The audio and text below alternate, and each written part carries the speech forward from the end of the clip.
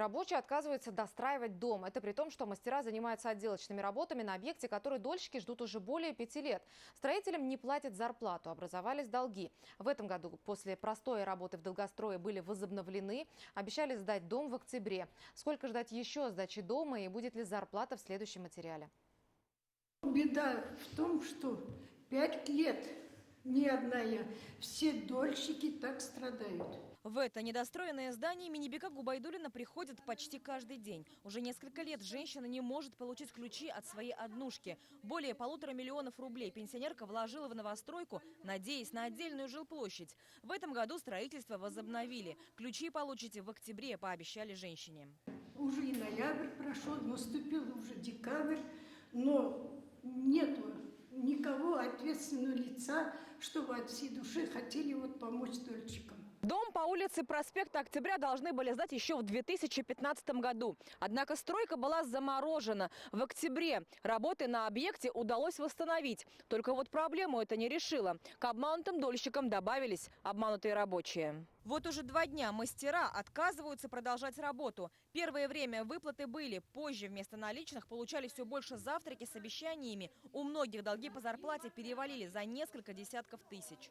Меня вот за октябрь еще не рассчитали. Хотя у меня 3 детей, мне 40 тысяч получать.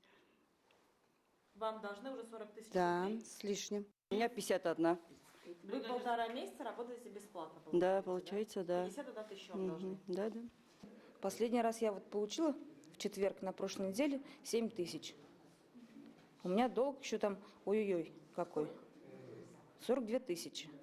Договор со строительной организацией «Тормастер» не заключали. Поверили на слово. Деньги будут, вы только работайте. Из 36 рабочих осталось 7. И это на финишной прямой. Дом почти готов к сдаче. Ходили, у кого есть рубль, у кого есть 3 рубля, у кого 4 рубля. На проезд друг у друга занимали.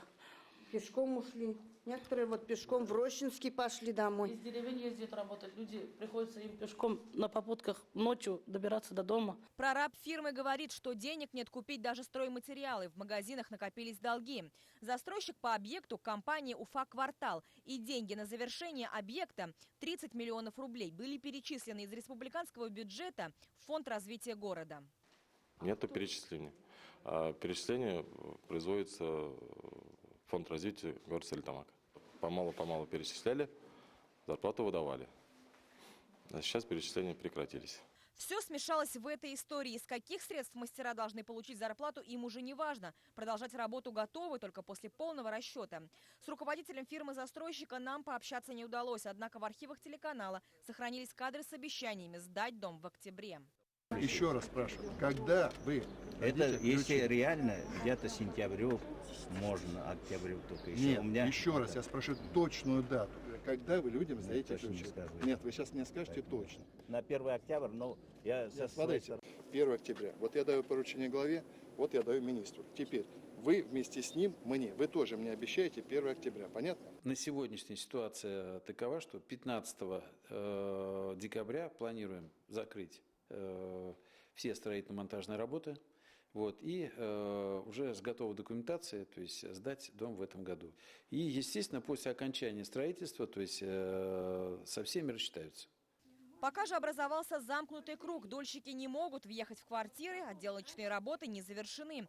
Строители не видят смысла работать бесплатно. Кто виноват и что делать, ответа не знает ни та, ни другая сторона. Динара Таймасханова, Булат Садриев, Азат Тузбеков. Новости. Стерлитамак.